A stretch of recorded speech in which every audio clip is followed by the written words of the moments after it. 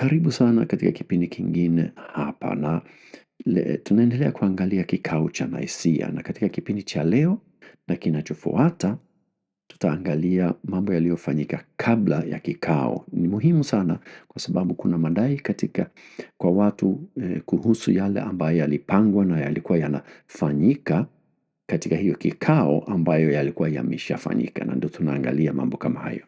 Na leo tutaangalia somo ya utatu, halafu tutaendelea katika kipindi kingine, tutaangalia mambo mengine. Na tutaangalia katika Biblia na pia baada ya muda wa Biblia. Waandishi wa baada ya muda wa Biblia wanasemaje juu ya hiyo somo. Na tutaanza katika Agano la Kale, halafu tunakwenda Agano Jipya, ambayo Agano Jipya iliandikwa kuanzia, wengine wanasema 48 hadi 100 baada ya Kristo. Inategemeana na jinsi unavyopima hizo miaka, lakini tuseme 50 mpaka 100. Alafu kuna kundi nyingine inaitwa mababa ya kitume 90 mpaka 150. Halafu nayo watetezi wa imani 150 hadi 200. Halafu wababa wa kanisa 180 hadi 300. Halafu ndo tunakaribia hiyo kikao 325.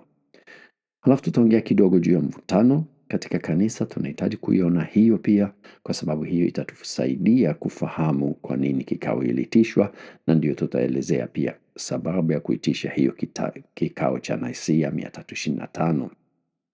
Kwa hiyo tutaanza kuangalia maandiko ya Biblia na kuona kama tunaweza tukapata dokezo au fundisho ya utatu ndani ya maandiko ya Biblia. Na neno utatu haikutumiwa mara moja katika jumuiya ya Wakristo. Wa kwanza kabisa kutumia hilo neno alikuwa Tertuliano, na yeye aliishi au nafikiri alifariki mwaka wa 210. Kwa hiyo sio neno ambayo unaikuta katika Biblia, ila wazo liko pale. Lugha ya utatu na wazo ya utatu tunaipata katika Biblia, na tunaipata mara moja katika sura ya kwanza. Kwa hiyo tunaanza katika Agano la Kale na tutasoma Mwanzo sura ya kwanza na mstari wa 2. Nasema hivi: dunia ilikuwa bila umbu na tupu. Giza lilikuwa limefunika vilindi vya maji, na Roho ya Mungu alikuwa akitanda juu ya maji. Roho wa Mungu alitanda juu ya maji. Tukienda Mwanzo sura ya kwanza na mstari wa 26, inasema hivi: Mungu akasema, tufanye mtu kwa mfano wetu, kwa sura yetu, wakatawale samaki wa baharini na ndege wa angani na mifugo na wanyama pori wote na dunia yote na viumbe vyote vinavyotambaa ardhini. Kwa hiyo Mungu anasema tumfanye mtu kuwa mfano wetu kwa sura yetu. Hiyo kwa kawaida unaposema wetu na yetu, maana yake ni kwamba kuna mwingine. Na kama Mungu unaweza kusema kwamba hawa watakuwa malaika. Lakini malaika sio kama Mungu. Kuna tofauti. Kwa hiyo kama anasema kwa sura yangu au sura yetu na mfano wetu, lazima kuwepo kiumbe au kitu kama yeye. At least hiyo mimi ninaelewa itakuwa ni hivyo, na katika theolojia ya Kikristo tunaielewa hivyo. Lakini tunaweza tunakubali kwamba hivi ni vidokezo, sio somo nzima. Ukiendelea kusoma katika Agano la Kale, unaweza ukaona utatu kwa dhahiri zaidi, lakini hiyo itakuwa sasa ni somo ya masaa hiyo tu peke yake. Kwa hiyo sitafanya sasa. Tutaweza kuifanya siku za mbele. Lakini katika Agano Jipya pale tunapata maandiko mengi zaidi ambayo yanaonyesha wazi zaidi kwamba hiyo jambo la utatu lipo. Tukisoma katika Mathayo sura ya 3 na mstari wa 16 hadi 17, ambayo pia Marko anaitumia hayo maneno katika 1:10-11, na Luka pia katika 3:21 na 22, ila mimi nitasoma sehemu hiyo ya Mathayo. Nyingine unaweza kusoma ukiangalia PDF ya somo hii. Sema hivi: mara tu Yesu alipokwisha batizwa alitoka majini, na kumbe mbingu zikafunguka, akaona Roho wa Mungu akishuka kama njiwa na kutua juu yake. Sauti kutoka mbinguni ikasema, huyu ndiye mwanangu mpendwa, nimependezwa naye. Hapa tunaona kwamba kwa muda mmoja Baba anakuwepo, tunasikia sauti yake au watu walisikia sauti yake. Yesu anatoka majini, tofauti na sauti ya Bwana. Kwa yeye ni nafsi moja, tumepata na Baba nafsi nyingine. Halafu tunaona Roho anashuka kama njiwa watatu. Kwa hiyo tunapata nafsi tatu ambazo zinaonekana kwa muda mmoja. Na hiyo inaonekana katika sehemu hizo zote, Mathayo, Marko na Luka, wote wanaelezea hayo. Tukiendelea kusoma, tunaangalia Mathayo sura ya 28 na 19. Yesu, na nitasoma kuanzia 17 hadi 20. Lakini 19 ndio hiyo formula ya utatu unapatikana. Inasema hivi: walipomuona wakamwabudu, ingawa wengine walikuwa na mashaka. Yesu akaja karibu akawaambia, nimepewa mamlaka yote mbinguni na duniani. Nendeni basi mkawafanye watu wa mataifa yote wawe wanafunzi wangu, mkiwabatiza kwa jina la Baba na la Mwana na la Roho Mtakatifu. Wafundisheni kushika maagizo yote niliyowapeni. Nami nipo pamoja nanyi siku zote, naam, mpaka mwisho wa nyakati. Katika sehemu hii tunapata mambo mengi sana. Na ya kwanza kabisa inasema hivi: walipomuona wakamwabudu. Katika muktadha wa Kiyahudi, kumwabudu mtu, unamwabudu Mungu peke yake. Haipo kusema kama huamini kwamba huyu ni Mungu, hautamwabudu. Okay? Alafu Yesu anasema, nimepewa mamlaka yote mbinguni na duniani. Hayo ni madai makubwa. Nafikiri hakuna hata mmoja katika historia ambayo tunajua kwamba amekuwa na madai ya jinsi hiyo. Hayo ni madai ya Mungu. Halafu anasema, mkawabatize watu katika jina la Baba na la Mwana na la Roho Mtakatifu. Hapa tunapata utatu. Halafu ya mwisho ambayo tunaipata katika hiyo sehemu, anasema hivi: nami nipo pamoja nanyi siku zote, naam, mpaka mwisho wa nyakati. Hiyo sehemu inaonyesha kwamba watu waliamini kwamba yeye ni Mungu kwa sababu walimwabudu. Anadai mamlaka yote mbinguni na duniani. Anasema kwamba Mungu ni wa utatu kwa sababu unatakiwa kubatiza katika jina la Baba na Mwana na Roho Mtakatifu. Anasema mimi niko pamoja nanyi siku zote mpaka mwisho wa nyakati. Maana yake ni kwamba yeye hafi. Hiyo ni quality ya Mungu pia. Okay? Tukiendelea kusoma katika Yohana yeye yuko maarufu sana kwa kuintroduce kitu ambayo ni neno. Na neno tutajua kwamba maana yake ni Yesu.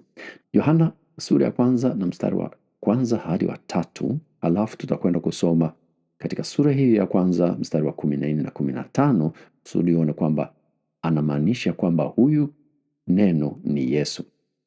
Inasema hivi: hapo mwanzo neno alikuwako, naye alikuwa na Mungu, naye alikuwa Mungu. Tangu mwanzo neno alikuwa na Mungu. Kwa njia yake vitu vyote viliumbwa, hakuna hata kiumbe kimoja kilichoumbwa pasipo yeye. Alafu tunaendelea 14. Naye neno akawa mwanadamu, akakaa kwetu, nasi tumeona utukufu wake. Utukufu wake yeye aliye mwana wa pekee wa Mungu, amejaa neema na ukweli.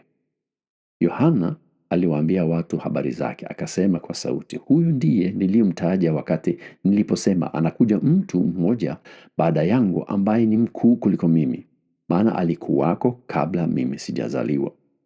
Na Yohana alisema hivyo juu ya Yesu. Kwa hiyo, na Yesu ukiangalia katika kalenda, unajua yeye alizaliwa muda mdogo baada ya Yohana Mbatizaji. Yohana Mbatizaji alizaliwa kwanza, halafu alizaliwa Yesu kama mwanadamu sasa. Kwa hiyo katika sehemu hiyo tunaona kwamba huyu neno ambaye tumeona kwamba ni Yesu, alikuwepo tangu mwanzo, alikuwepo na Mungu, alikuwa ni Mungu. Aliumba kila kitu. Kwa hiyo ni vigumu sana kusema kwamba hapa kwamba huwezi ukaona dalili ya kwamba Mungu ni kitu kingine isipokuwa ni huyu Mungu Baba tu peke yake. Hiyo itabidi unaweza ukasema kama unataka, lakini haileti maana tuseme hivyo. Tukiendelea katika Yohana 20:28, Toma anamjibu wakati Yesu amefufuka na anakuja kwa wanafunzi na Toma anamuona kwa mara ya kwanza. Alikuwa na mashaka wakati wengine wamemuona, sasa yeye pia anapata kumuona na anasema Bwana wangu na Mungu wangu. Anamuita moja kwa moja Mungu, na Yesu hakatai. Ingekuwa ni nafasi nzuri sana kwa Yesu kama angependa kuonyesha kwamba yeye si Mungu, kusema Toma, hapa hukuelewa vizuri. Mimi ni mtume tu, mimi sio Mungu. Yesu hana matatizo na hiyo cheo kwa sababu anajua yeye ni Mungu. Tukiendelea tutasoma Wafilipi. Wafilipi, hiyo ni sehemu ndefu kidogo.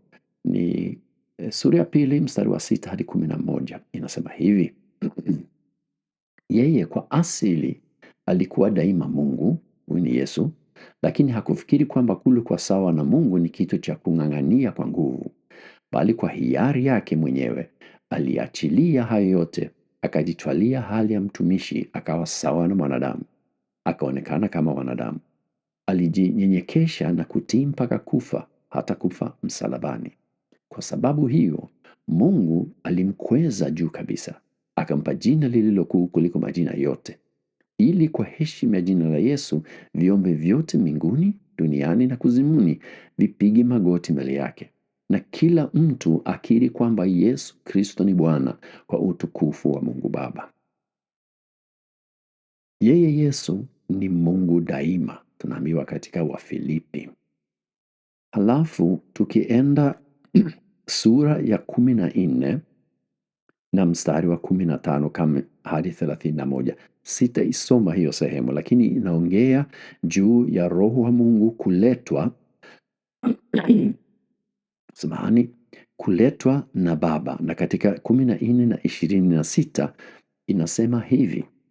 Ngoja nisome hiyo sehemu tu kwa sababu hiyo ni nzuri. Inasema, lakini msaidizi Roho Mtakatifu ambaye Baba atamtuma kwa jina langu. Hapa tunaambiwa kwamba Mungu Baba atamtuma Roho Mtakatifu. Tukienda Yohana 16 na mstari wa 7, tunaambiwa kwamba Yesu anasema mimi nitamtuma Roho Mtakatifu. Unaona? Kwa hiyo Baba atamtuma, lakini Yesu anasema mimi nitamtuma.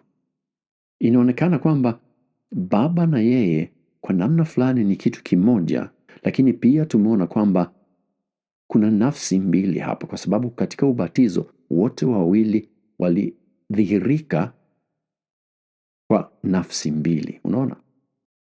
Tukiendelea tunakwenda Matendo sura ya 5 na mstari wa 3 na 4, na hiyo inasema hivi.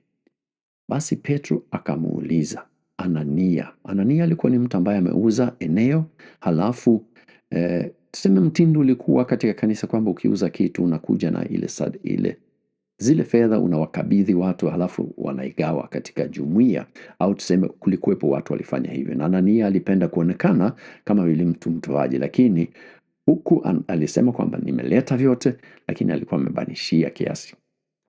Petro anasema hivi.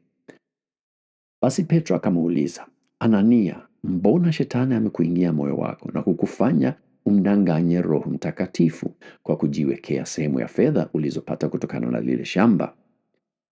Kabla ya kuliuza lilikuwa mali yako, na baada ya kuliuza bado hizo fedha zilikuwa zako, uzitumie utakavyo.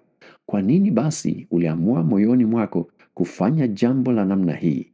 Hukumdanganya mtu, umemdanganya Mungu. Kwa hiyo tunaona kwamba alimdanganya Roho Mtakatifu, akamdanganya Mungu maana yake. Kwa hiyo hapo tunaona kwamba Roho Mtakatifu pia ni Mungu. Kwa hiyo tunapata utatu wote tunaipata katika Biblia. Kwa hiyo unaposoma maandiko ya Biblia, unaona kwamba ingawa neno utatu halipo, unakuta ile dhana au wazo la utatu ni dhahiri na unaweza ukaiona popote utakapo soma maandiko ya Biblia utaipata, na utaona kwamba hiyo ni wazo ambayo Biblia inaitangaza na liko pale. Tukiendelea sasa kusoma kwa mababa wa kitume, ni wale ambayo walifuata nyuma ya mitume, wale ambayo waliandika maandiko ya Biblia. Kuna kundi ambayo tunawaita mababa wa kitume, na ni kuanzia kwenye mwaka 90 hadi 150. Na tutaanza na Didashe ambaye ni 90 hadi 120 roughly iliandikwa. Katika sura ya 7 anatumia liturujia ya utatu katika ubatizo. Anasema kwa jina la Baba na Mwana na Roho Mtakatifu, lakini hafafanui sana hiyo theolojia au hiyo wazo na kuiweka katika doctrine kamili ya utatu. Hapana, lakini unakuta kwamba mafundisho ya Agano la Jipya hasa ambayo yako wazi bado inaendelea kutumika katika kanisa. Pia mwingine ambayo anaitwa Ignatio wa Antiokia, hiyo ni kwenye mwaka 110, katika barua kwa Waefeso, sio waraka wa Waefeso ambayo unayo katika Agano Jipya, bali ni barua ambaye huyu bwana anawaandikia kanisa wa Efeso, na pia unaikuta pia katika andiko lingine ya wa Sminaios. Anamuita Yesu Mungu wetu na anamtambulisha Mungu Baba na Mwana kama nafsi mbili tofauti. Kwa hiyo tunaona kwamba katika kanisa bado wazo ya utatu, kwamba kuna nafsi zaidi ya moja inaendelea, lakini bado wanatangaza Mungu ni mmoja. Mwingine, Polikarpo wa Smyrna, anakiri Kristo kama Mungu, na katika maombi na lugha unakuta wazo la utatu unakuwepo. Kwa hiyo katika muda huu ambayo unafuata maandiko ya Biblia, tunaona kwamba lugha ya utatu, wazo la utatu linaendelea na upo katika Ukristo. Upo tangu mwanzo na unaendelea hata baada ya mitume tuseme kufariki na kanisa kuendelea bila wao. Halafu kuna kundi kingine inaitwa watetezi wa imani ambayo ni kwenye 150 hadi 100 hivi. Hapo tunayo wa kwanza ni Justino Mshahidi ambaye aliishi kwenye 100 mpaka 165 katika mjadala na Trypho au dialogue with Trypho, na katika sura ya 74 hadi 76 anatambulisha Yesu kama logos, kama neno. Hiyo tuliipata katika Injili ya Yohana, si ndio? Huyu neno ni Mungu lakini sio Baba. Anamweka chini ya Baba kikazi. Hapo unakuta kwamba wazo moja ambayo imekuwepo katika kanisa ni kwamba hivi katika huu tatu viwango vikoje, au kuna viwango. Huyu sasa anasema kwamba Mungu Baba yuko juu ya Mwana. Hiyo ni katika mawazo yake. Hivi ndivyo yeye anaelewa. Okay? Anamtaja pia Roho lakini hamfafanui zaidi kitheolojia. Halafu tunaenda na mwingine anaitwa Athenagoras 130 hadi 190. Yeye ana andiko ambayo inaitwa Legatio Pro Christianis na ni sura ya 10. Anaongea juu ya Mungu, Logos, Mwana na Roho. Anazingatia umoja wa Mungu. Hapo sasa unaona zaidi pia hiyo theolojia wazo ya kwamba kuna nafsi tatu lakini Mungu ni mmoja inaanza kuonekana pia. Halafu tunafika wababa wa kanisa ambaye ni 180 hadi 300. Tunaanza kukaribia hiyo kikao ya Nicaea sasa. Na mmoja pale anaitwa Irenaeus wa Lyon, aliishi 130 hadi 202, na yeye anaandika andiko moja ambaye inaitwa Adversus Heresies, yani anapinga mafundisho hasi tuseme. Na katika kitabu cha 3 sura ya 16 anasema Yesu ni Mungu kamili na mwanadamu kamili. Katika sura ya 17 anamtambulisha Roho Mtakatifu kama nafsi tofauti na Yesu, na katika sura ya 9 anasema Mungu ni mmoja. Haya maandiko yote ambayo ninayataja hapa, kuna link katika PDF file, unaweza kwenda mwenyewe kusoma ukitaka. Ipo katika lugha ya Kiingereza of course, kwa sababu ndiyo lugha ambayo unaipata katika internet, lakini ukitaka unaweza ukakopi halafu unaingiza kwenye chatbot kama ChatGPT na atakutafsiria kwa lugha unaitaka.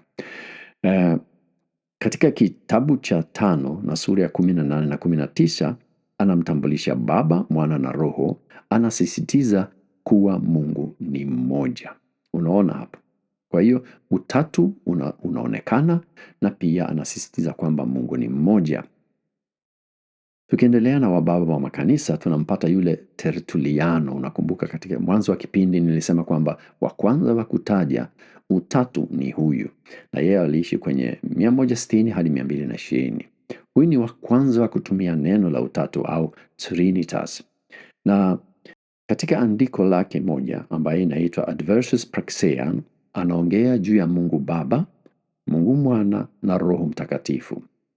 Anatambulisha fundisho la una substantia tres personae ambaye ni dutu moja nafsi tatu.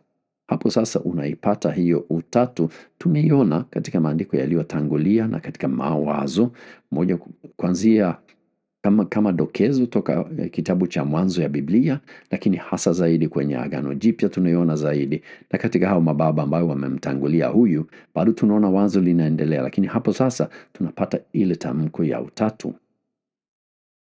Mwingine ni Origenes 185 hadi 254. Yeye anaendeleza theolojia ya utatu. Anafundisha kuwa mwana amekuwepo daima na Baba. Pia anafundisha kuwa roho ni hypostasis, yani nafsi ya kipekee. Unaona, kwa hiyo anaungana mkono na huyu Tertuliano. Kwa hiyo hali kwa kifupi sasa, kabla ya Nicaea walikubaliana machache na yafuatayo. Mungu ni mmoja, akiwa ni Baba, Mwana na Roho, kila mmoja akitambulishwa kwa nafsi pekee. Hiyo tayari ilikuwepo kabla ya Nicaea. Lakini walijadiliana kuhusu mambo fulani fulani juu ya hayo mambo. Kama mwana alikuwepo na Mungu milele. Hiyo ni kitu ambayo kulikuwepo watu ambao walisema kwa vile ni mwana lazima ameumbwa au amekuja kuwepo baada ya Baba, si ndio?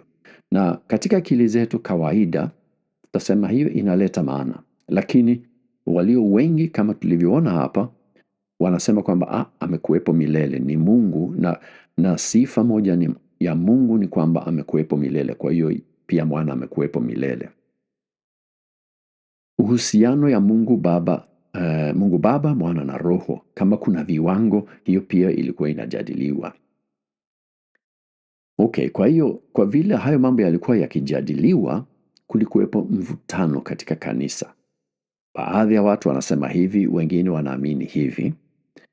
Na kulikuwepo mambo machache ambayo yalikuwa yanafuata hayo mafundisho ambayo yalihusu mambo ya utatu.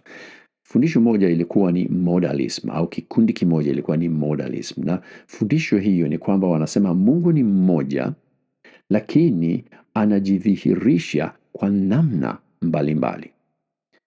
Hiyo sasa inagongana na ukiangalia katika Mathayo pale ambapo Yesu alibatizwa, tunajua kwamba Yesu alikuwepo, Roho alishuka na Baba aliongea, si ndio?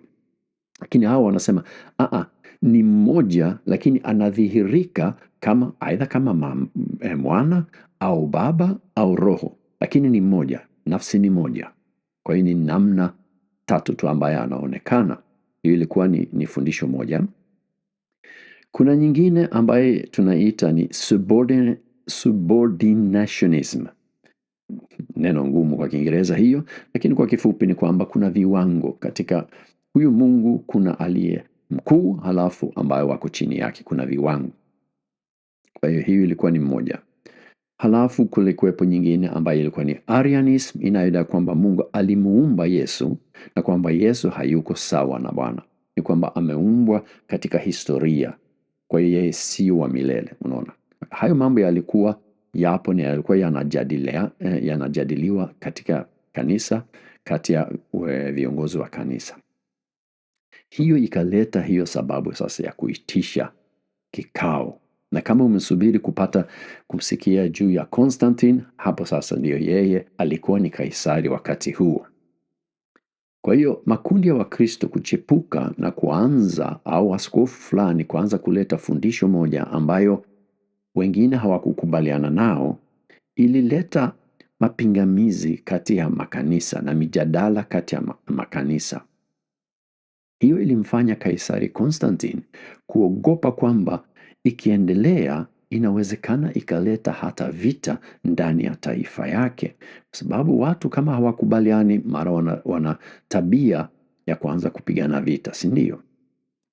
Hapo aliona ni muhimu sana ni wakusanya hawa watu wa hiyo dini, niwaambie sasa, jamani, mnahitaji kukubaliana katika hilo. Nini ambayo ni Ukristo? Halafu mpange hivyo. Okay? Kwa hiyo akaitisha kikao. Akawaitisha maaskofu 1800.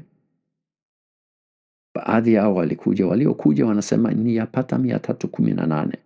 Kwa hiyo wengine hawakuhudhuria kwa sababu ambazo hatuzijui, lakini inawezekana kwamba ukiangalia Ukristo ulikuwa umehalalishwa, tutaiangalia huko mbele kidogo. Utakuwa ulihalalishwa nafikiri kwenye mwaka 312 nafikiri ikawa ni halali kuwa Mkristo.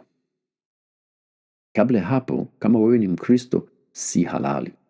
Au ilikuwa halali lakini pia lazima uabudu miungu, na hiyo Ukristo ulikuwa unakataa. Kwa hiyo hapo ni kwamba unahalalishwa, lakini kwa vile huabudu miungu tayari wewe ni mhalifu, unaona? Tutaipitia katika kipindi kinachokuja zaidi, lakini hiyo inawezekana ikawafanya watu wawe na mashaka.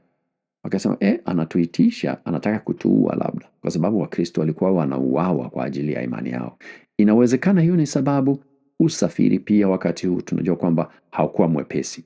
Anyway, watu 300 au maaskofu 318 kwenye 318 walikusanyika na walifanya kikao kuanzia mwezi wa 5 hadi mwezi wa 8, na wakaja na tamko wa hiyo kikao ambayo tutakwenda kuiangalia huko mbele.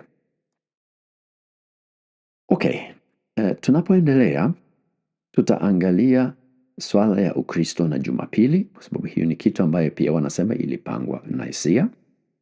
Vitabu vya kanuni ya Agano Jipya, jinsi hiyo ilivyokwenda, pia watu wanadai kwamba ilifanyika Nicaea.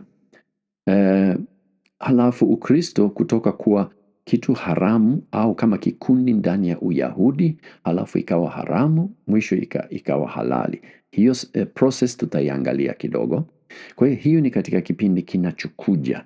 Halafu nadhani tutakuwa tayari kuingia katika kikao chenyewe, kuangalia waliongelea nini na waliamua nini. Kama umefika mpaka hapa na kama unavutiwa na hayo masomo, mimi nashukuru sana. Mungu akubariki, na bila shaka tutaonana katika vipindi vingine siku za mbele. Asanteni sana.